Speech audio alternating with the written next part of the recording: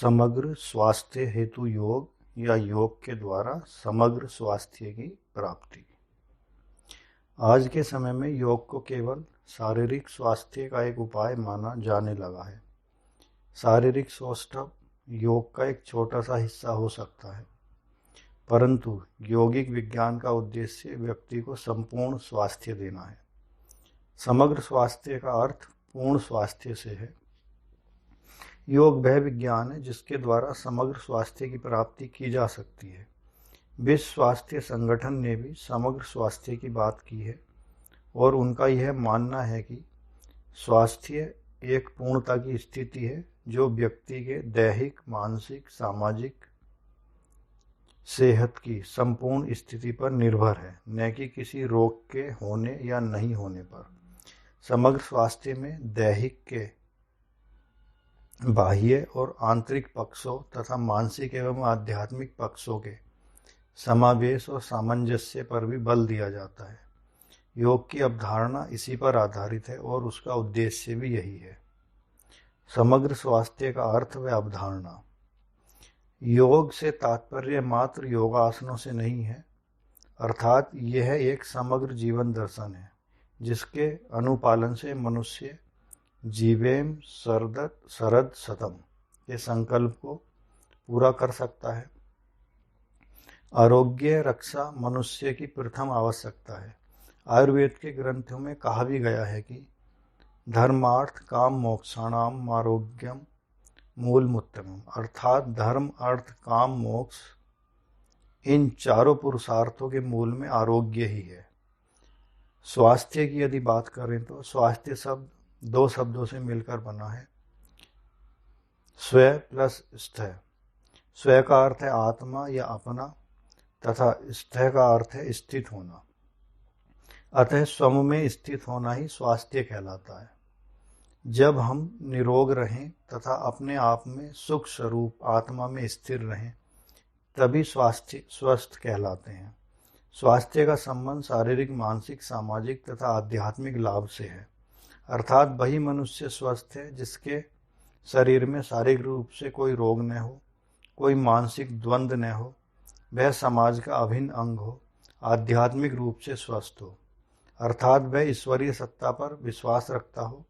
समग्र स्वास्थ्य के विषय में महर्षि सुश्रुत ने कहा है कि समदोष समाग्निश्च समधातु मलहक्रिय प्रसन्न आत्म इंद्रिय मने स्वस्थ इत्येवि धीते, अर्थात जिस व्यक्ति के तीनों दोष वात पित्त कफ सामान्य हो, जठरा अग्नि सम हो तथा शेष अग्नियां भी सामान्य हो, सातों धातुएं रस, रक्त, मांस, मेद, अस्थि, मज्जा, शुक्र सामान्य हो, तीनों मल, स्वेद, पुरीष और मूत्र सामान्य हो और जिसकी आत्मा, इंद्रिय तथा मन प्रसन्न हो, वही स्वस्थ है और यही स्वस्थ पुरुष के लक्षण भी हैं। इसी प्रकार महर्षि सुश्रुत ने पूर्ण स्वास्थ्य की परिभाषा दी है, क्योंकि पूर्ण स्वास्थ्य ही योग व आयुर्वेद का मूल लक्ष्य है। WHO भी शरीर में रोगों की अनुपस्थिति मात्र ही पूर्ण स्वास्थ्य नहीं मानता, बल्कि स्वास्थ्य तो वह स्थिति होती है जिसमें व्यक्ति शारीरिक, मानसिक, आध्यात्मिक एवं सामाजिक रूप से पूर्ण स्वस्थ रहे। इस प्रकार आचार्य सुश्रुत ने WHO ने व्यक्ति के शारीरिक, मानसिक व आध्यात्मिक इन पक्षों को मिलाकर समग्र स्वास्थ्य के लक्षणों को प्रकट किया है। इसी प्रकार योग भी व्यक्ति के समग्र विकास की बात करता है। योग शास्त्र व्यक्ति के जीवन के शारीरिक, मानसिक, आध्यात्मिक व सामाजिक पहलुओं को स्वस्थ करता है। समग्र स्वास्थ्य हेतु योग की अब बात करें तो योग व्यक्ति के समग्र स्वास्थ्य के अंतर्गत आने वाले विभिन्न पक्षों जैसे शारीरिक, मानसिक, सामाजिक, आध्यात्मिक, भावनात्मक पर निम्न प्रकार से सकारात्मक प्रभाव डालता है तथा उन्हें स्वस्थ करता है। योग द्वारा शारीरिक स्वास्थ्य। योग साधना की शारीरिक स्वास्थ्य में महत्वपूर्ण भूमिका है। योग के 8 अंगों में तीसरा अंग, चौथा अंग आसन व प्राणायाम के द्वारा शारीरिक स्वास्थ्य प्राप्त होता है। योगासनों से शारीरिक शक्तियों को विकसित किया जाता है, जिससे शरीर हष्ट-पुष्ट व तंदुरुस्त रहता है। उससे अंग प्रत्यंग की कार्य क्षमता में वृद्धि होती है तथा शरीर स्वस्थ व निरोग बनता है। आसन में प्राणायाम के द्वारा सभी अंग सुचारू रूप से कार्य करने लगते हैं तथा अंतःस्रावी तंत्र प्रभावित होता है तथा ग्रंथियों के स्राव संतुलित होते हैं। वहीं हठ योग के अभ्यास षटकर्मों के द्वारा भी शरीर में व्याप्त मल बाहर निकलते हैं, शरीर शुद्ध होता है, कुपित हुआ वात पित्त कफ संतुलित होता है। प्राणायाम के अभ्यास से वायु का शुद्ध सात्विक अंश ज़्यादा से ज़्यादा प्रवेश करता है, जिससे जीवनी शक्ति में वृद्धि होती है। इस प्रकार योग साधना से रोग प्रतिरोधक शक्ति बढ़ती है, शरीर में स्फूर्ति, मन में उल्लास, बहुमुखी प्रतिमा का उदय व विकास होने लगता है और पूर्ण स्वास्थ्य भी मिलता है। योग द्वारा मानसिक स्वास्थ्य। योग के अनुष्ठान करने से वर्तमान में फैल रहे मनोरोग, मनोदैहिक रोगों पर विजय प्राप्त की जा सकती है। योग के द्वारा शरीर के साथ साथ मानसिक स्वास्थ्य को भी प्राप्त किया जा सकता है। योग द्वारा चित्त की वृत्तियों पर अंकुश लगाया जाता है। मन की चंचलता को कम कर मानसिक एकाग्रता प्राप्त की जा सकती है। बच्चों के मानसिक विकास की वृद्धि हेतु प्राणायाम के अभ्यास आवश्यक है। स्मरण शक्ति में वृद्धि कर प्रज्ञा यानी बुद्धि का प्रकाश योगाभ्यास द्वारा संभव है। मानसिक रोगों से उपजने वाले रोग योग के द्वारा ठीक होते हैं। यदि मन स्वस्थ हो तो शरीर भी स्वस्थ रहता है। हमारे शरीर में मन और शरीर का घनिष्ठ संबंध है। मन शरीर को प्रभावित करता है। मन में विषाद या दुख होने की स्थिति में शरीर दुर्बल हो जाता है। वहीं यदि शरीर में रोग होने की स्थिति में मानसिक रोग उत्पन्न होते हैं। शरीर को यदि रोग घेरते हैं तो कहीं ना कहीं उसका कारण दुर्विचार भी होता है, क्योंकि जो हमारे मन में होता है वही शरीर में प्रकट होता है। तीव्र भावावेश, घृणा, कटुता, चिंता, द्वेष, ईर्ष्या, क्रोध के आवेश से मनुष्य शरीर की ग्रंथियों से होने वाले स्राव का संतुलन बिगड़ जाता है, जिससे कि कई प्रकार के रोग होते हैं। क्रोध के तीव्र आवेश शरीर के लिए विशेष हानिकारक होते हैं, जिससे रक्त में विषैले रासायनिक पदार्थ उत्पन्न होते हैं। जीवन के प्रति उचित विचार और उचित दृष्टिकोण होना हमारे स्वास्थ्य के लिए बहुत महत्वपूर्ण है। संतुलित मानसिक स्थिति को नैतिक नियंत्रण एवं नीतिपरक मूल्यों जैसे यम नियम का पालन करके हासिल किया जा सकता है। मन को प्रभावित करने वाली वासनाओं तथा कुविचारों को ही योग साधना के द्वारा नष्ट किया जाए तो शरीर के सभी मानसिक रोग नष्ट हो जाते हैं और ठीक हो जाते हैं। मन के निर्मल होने से शरीर स्वस्थ होता है। महर्षि पतंजलि ने योग साधना के अंतर्गत ऐसी चित्त प्रसाधन की साधना बताई है जिससे हमारा मन निर्मल होता है। योगाभ्यास कुविचार समाप्त होकर सुविचारों का उदय करता है। मनुष्य ऊंचाई की तरफ उठता है और ऊंची सोच वाला हो जाता है। मानसिक एकाग्रता की प्राप्ति होती है तथा जीवन तनाव रहित होकर असीम मानसिक शांति का अनुभव होता है। योग द्वारा आध्यात्मिक स्वास्थ्य। मनुष्य जीवन का उद्देश्य मोक्ष की प्राप्ति है। इस महान लक्ष्य की प्राप्ति का माध्यम हमारा मन है। यह मन ही है जो कि बंधन और मोक्ष का कारण है। जैसा कि शास्त्रों में वर्णित भी है, मन एव मनुष्याणाम कारणे बंधे मोक्षयो, अर्थात मन ही बंधन और मोक्ष का कारण है। इसलिए योग साधना में मन को ईश्वर उन्मुख बनाकर तत्व ज्ञान की प्राप्ति की जाती है। योग के द्वारा अनेकों जन्मों के संस्कारों द्वारा मलिन हुए चित्त का निर्मल करना तथा आत्मा के यथार्थ स्वरूप का ज्ञान कराया जाता है। योग युक्त होते ही हमारी इंद्रियां, जो कि स्वभाव से ही चंचल हैं, वह अंतर्मुखी होने लगती हैं। योग साधना के अभ्यास से दिव्य दृष्टि की प्राप्ति होती है और इस योग दृष्टि के द्वारा ही सृष्टि के और संसार के गूढ़तम रहस्यों को उजागर किया जा सकता है। इस योग साधना द्वारा तत्व दर्शन, आत्मदर्शन, अतीन्द्रिय दर्शन, दिव्य दर्शन व ब्रह्म साक्षात्कार मोक्ष प्राप्त किया जाता है। अनेकों ग्रंथों में जिसका वर्णन मिलता है। घेरन संहिता में भी योग के महत्व को निम्न प्रकार वर्णित किया गया है। कहा गया है कि जिस प्रकार क और ख अक्षरों का आरंभ करते करते शास्त्र का विद्वान बना जा सकता है, उसी प्रकार योग का अभ्यास करते करते तत्व ज्ञान प्राप्त हो जाता है। योग वस्तुतः पुरुषार्थ चतुष्टय की प्राप्ति का साधन है। मोक्ष पद को प्राप्त करने का श्रेष्ठ एवं सर्वोत्तम साधन है। ऐसा शास्त्रों द्वारा सिद्ध भी हो चुका है। योग द्वारा सामाजिक स्वास्थ्य। किसी भी समाज के उत्थान, स्वास्थ्य व सुसंस्कार परिवार की अहम भूमिका होते हैं। स्वस्थ एवं संस्कारित परिवार से ही एक आदर्श समाज की स्थापना होती है। इस आदर्श समाज की स्थापना में योग की भूमिका महत्वपूर्ण है।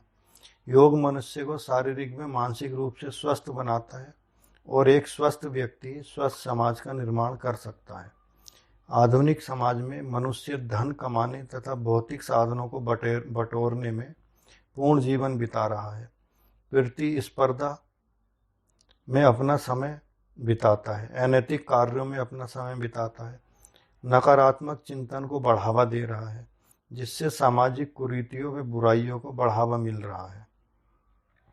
नकारात्मक चिंतन से अनेकों शारीरिक व मानसिक रोग उत्पन्न होते हैं।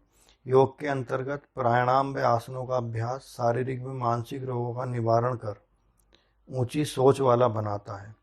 विचार उच्च हो जाते हैं, जिसका सीधा प्रभाव समाज पर पड़ता है। ज्ञान योग, कर्म योग व भक्ति योग जैसे साधन हमारे समाज पर सीधा प्रभाव डालते हैं। कर्म, भक्ति, ज्ञान का समन्वय जीवन को उच्च बनाता है, समाज को रचनात्मकता तथा भक्ति में दिशा प्रदान करता है, जिससे मनुष्य के कर्मों में कुशलता, विचारों में उच्चता व विवेक ज्ञान की प्राप्ति होती है। कर्मों में कुशलता तभी आती है जब भक्ति के द्वारा विवेक ज्ञान की प्राप्ति हो तथा कर्म निष्काम भाव से होने लगे, और इस प्रकार निष्काम भाव से कर्म की प्रेरणा, नैतिक मूल्यों की प्रेरणा, अहिंसा की प्रेरणा योग द्वारा मिलती है, जिससे आदर्श समाज की स्थापना होती है व समाज स्वस्थ होता है। योग द्वारा नैतिक स्वास्थ्य।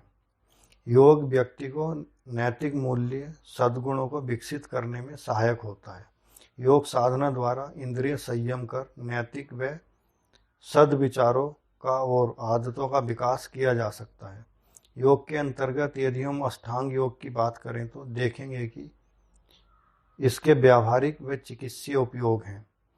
अष्टांग योग के अंतर्गत यम नियम ऐसे अहिंसा, सत्य, अस्त्य, ब्रह्मचर्य, अपरिग्रह, शौच, संतोष, तप, स्वाध्याय, ईश्वर प्राणिधान हमारे व्यवहार की शुद्धि करते हैं। वे नैतिक मूल्यों को भी विकसित करते हैं। आधुनिक शिक्षा प्रणाली में प्रचलित नैतिक शिक्षा बालकों में नैतिक गुणों को विकसित नहीं कर पाती, जबकि योग के अनुष्ठान द्वारा बालक व सभी आयु वर्ग के व्यक्ति में नैतिक गुण विकसित किए जा सकते हैं। योग के अंगों के अनुष्ठान के द्वारा मन की शुद्धि होती है, शरीर की शुद्धि होती है। योगानुष्ठान करने वाले साधक की बुद्धि विकारों से रहित हो जाती है तथा विवेक ज्ञान की प्राप्ति होती है। सही गलत का ज्ञान होने लगता है और इस प्रकार मनुष्य में नैतिक गुणों को विकसित करने में योग की अपनी अहम भूमिका है। योग सूत्र में वर्णित क्रिया योग, तप, स्वाध्याय, ईश्वर प्राणिधान यह साधना का क्रियात्मक पक्ष है, जिसका पालन करने से मनुष्य का नैतिक विकास होता है। वह कुशल चिंतक और सद्व्यवहार वाला बनता है। योग के अंगों से इंद्रिय संयम, विचारों में संयम, सुव्यवस्था, अनुशासित जीवन जीना आ जाता है। नैतिकता के गुण, पुण्य, भलाई, नेकी, सदाचार के मार्ग पर मनुष्य तीव्र गति से अग्रसर होने लगता है। योग द्वारा चारित्रिक स्वास्थ्य। योग विद्या एक आदर्श व उच्च चरित्र के निर्माण में अपनी महत्वपूर्ण भूमिका निभाती है। योगांगों के या योग के अंगों के सतत अभ्यास से व्यक्ति का रूपांतरण होता है। मात्र भक्ति योग के अभ्यास से ही व्यक्ति का रूपांतरण किया जा सकता है, जिसका समावेश क्रिया योग के अंतर्गत ईश्वर प्राणिधान में है। ईश्वर प्राणिधान ईश्वर के प्रति पूर्ण रूपेण संपूर्ण ईश्वर की उपासना से है। ईश्वर की उपासना से ईश्वरीय गुणों का समावेश व्यक्ति में होने लगता है, जिसके बाद इंद्रियों में तेजस्वी और तेजस्विता का गुण आने लगता है। मन एकाग्र व जीवन मर्यादित होने लगता है तथा चरित्र उत्तम होने लगता है।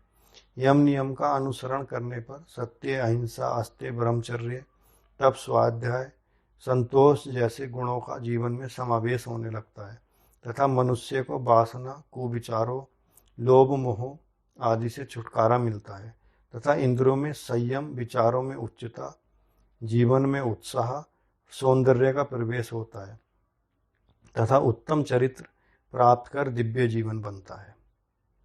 योग द्वारा पारिवारिक स्वास्थ्य। व्यक्ति का परिवार समाज की एक महत्वपूर्ण इकाई होती है तथा पारिवारिक संस्था व्यक्ति के विकास की नींव होती है।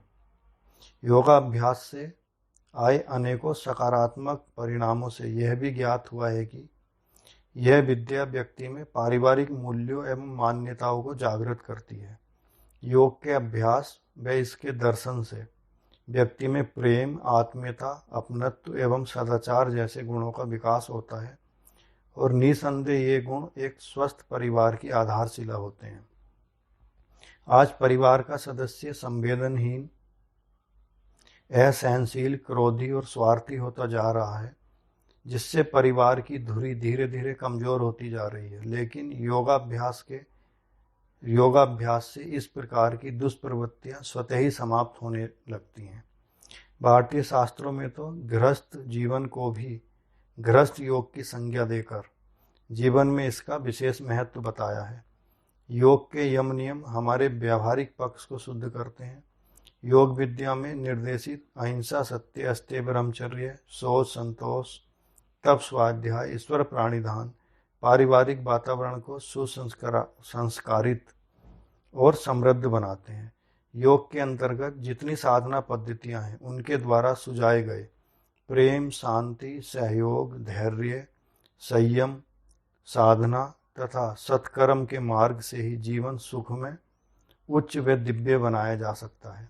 यम व नियम अनुशासित जीवन पद्धति को अपनाकर परिवार की उन्नति करते हैं। इस प्रकार परिवार को कुसंस्कारों से मुक्ति तथा सुसंस्कारों तथा श्रेष्ठ जीवन योग के द्वारा ही बनाया जा सकता है। निष्कर्ष रूप में कह सकते हैं कि योग वास्तव में जीवन जीने की वैज्ञानिक कला है, जिसका हमारे जीवन के शारीरिक, मानसिक, सामाजिक, आध्यात्मिक, पारिवारिक, नैतिक व चारित्रिक प्रत्येक पक्ष पर अत्यंत गहरा प्रभाव पड़ता है और सकारात्मक प्रभाव पड़ता है। हमारे ऋषि मुनियों द्वारा प्रदत्त यह योग विद्या आज केवल योगियों, सिद्धों तक ही सीमित नहीं है, बल्कि जन जन के बीच लोकप्रिय व आदर्श पद्धति बन चुकी है। आज योग के द्वारा सुव्यवस्थित, सुसंस्कारित, वैज्ञानिक जीवन शैली को अपनाकर मनुष्य स्वास्थ्य लाभ ले रहा है।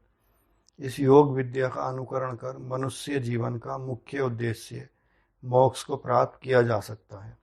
प्रत्येक मनुष्य अपने स्वास्थ्य को बनाए रखने के लिए शारीरिक व मानसिक रोगों के उपचार हेतु तथा कार्य क्षमता में वृद्धि हेतु, तनाव से मुक्ति हेतु व जीवन को दीर्घ आयुष्य व दिव्य जीवन की प्राप्ति के लिए योग का अनुकरण व अनुसरण करते हुए देखा जा सकता है।